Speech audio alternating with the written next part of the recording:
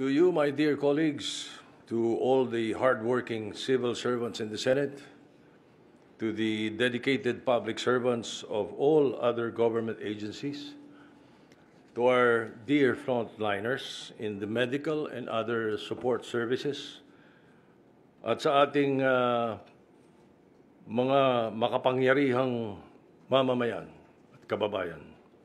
Magandang umaga po. I opened the second regular session of the 18th Congress of the Senate with a sense of urgency and a purpose. As long as we share the burden of the COVID pandemic with other countries of the world, we must continue to work towards saving lives and easing our common anxiety. This truth is unavoidable. The Senate has promptly responded to the needs of our nation. Still, the Senate is ready to do more. Always remember that the Senate is here for all Filipinos. Nandito ang Senado para sa inyo. I speak for all the senators when I say that in the second regular session, your legislators will be proposing laws that will answer the question, how can we make this situation better for every Filipino? My fellow citizens, meron po tayong kasabihan, ang sakit ng kalingkingan ay dama ng buong katawan. Yan ang pakiramdam natin lahat ngayon. The travails brought about by the COVID pandemic applies to us all. Since we are all affected, therefore, the resolution of the problem must reside in each and every one of us. In this moment of crisis, our survival depends on how strong we fight this crisis together. We are thankful for the reported recoveries from the pandemic.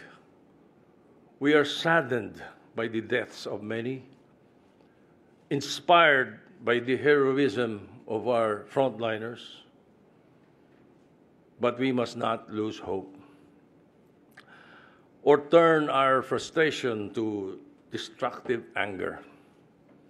Instead, let us keep our eyes always on the Lord, because like what He constantly tells us in the book of the prophet Isaiah, do not fear, I will help you, says the Lord.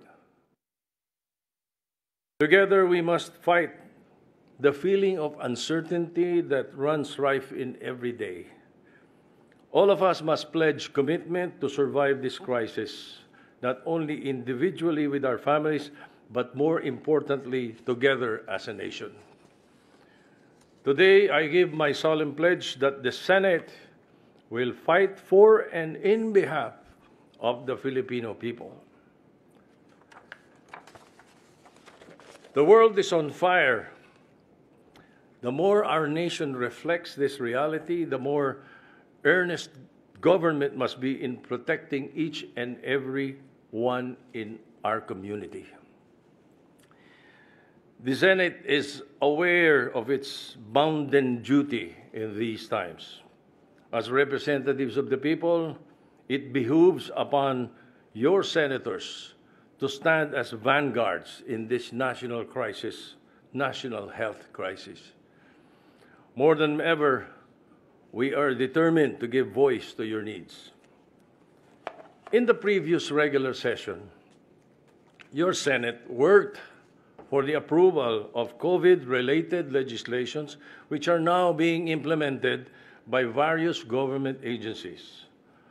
Through our oversight powers, we will make sure that the programs laid out in the law are followed to the letter and that transparency in the handling of funds is observed.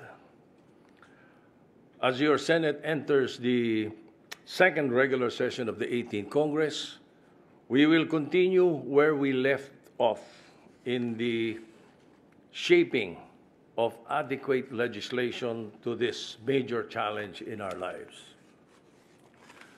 nandito po kami upang ipagpatuloy ang aming nasimulan.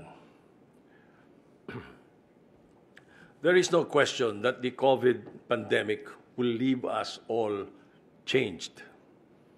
In this cusp of transformation, we are all challenged to take part in building a new world.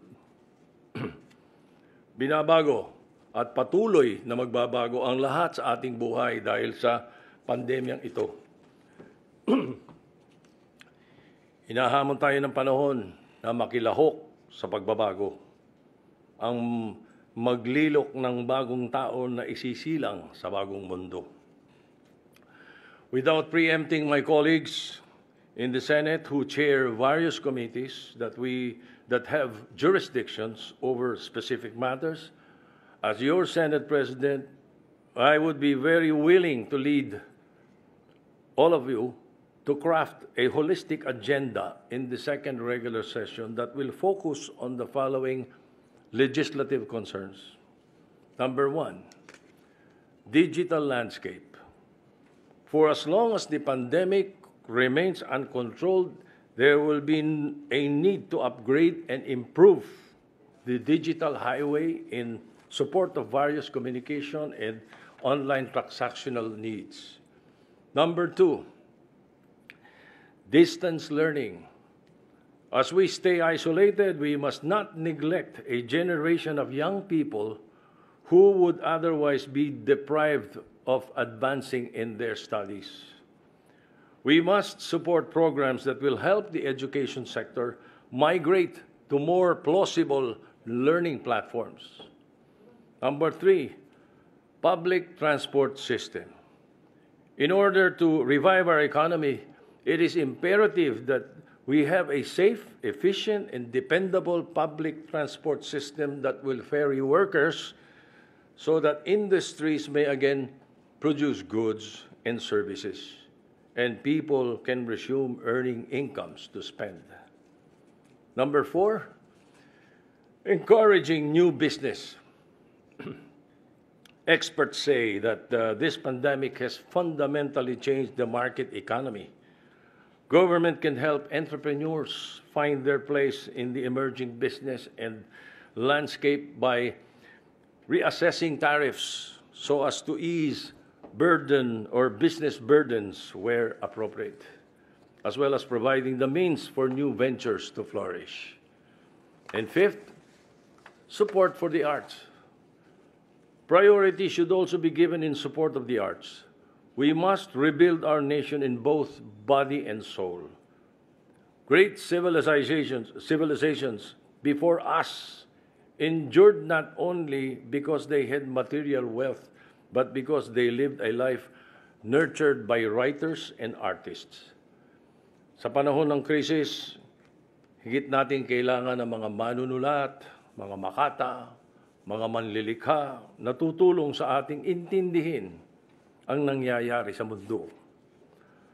At sa gayong pagninilay-nilay, mahahanap natin ang kahulugan ng buhay at hindi mawala ng pag-asa sa gitna ng mga nararanasang mga pasakit. For what good will we be if we survive all this but lose our soul? It is my hope that the Senate help this nation emerge from the chaos of the pandemic with its mind and heart intact. There are new discoveries, or news of discovery, I should say, of the corona vaccine coming from the scientific communities all over the world. This is a beacon of comfort and another reason for us to hang on. Nagpapalakas ng loob ang balitang malapit nang makahanap ng kontrabakuna o pambakuna. Ngunit hanggat wala pa ito at panghabang buhay ay dapat manalig tayo sa Diyos at sa bawat isa. Hanggang sa araw na dumating ang kaligtasan ito, umasa kayong nandito ang Senado para sa inyo. The Senate stands firm Together with the Filipino people, we are committed to saving lives, to reviving our economy, and to the creation of a shared future based on truth, respect, freedom, and love of nation. We know that our work is not easy. That is why I invite everyone to work in every possible way with your government, in the same way that your government promises to work with you. Tayo ay magkaisa dahil sa pagkakaisa lamang tayo magwawagi. As always, I look forward to working with my colleagues, my beloved colleagues in the Senate. I thank you, my fellow senators, for your trust and support, as well as your patience in the challenging work of legislation. At higit sa lahat, gusto ko pong pasalamatan ang makapangyarihang taong bayan ng Pilipinas. Kayo na patuloy na nananalig sa Diyos at nagsasabuhay ng kabutihan para sa bawat isa. Kayo ang dahilan kung bakit nandito kaming mga senador. Hindi namin kayo bibiguin. In closing, I would like to reiterate the Senate's appreciation to our medical and other allied frontliners who have, from the beginning and up to now, held the line. Nagpapasalamat ang lahat ng senador sa bawat isa sa inyo. Magpatuloy po tayo sa ating mabuting gawain. With God's grace, we will complete the work in the second regular session with laws for the betterment of all. Iba yung pag-iingat sa ating lahat. Marami pong salamat. Mabuhay ang Pilipinas.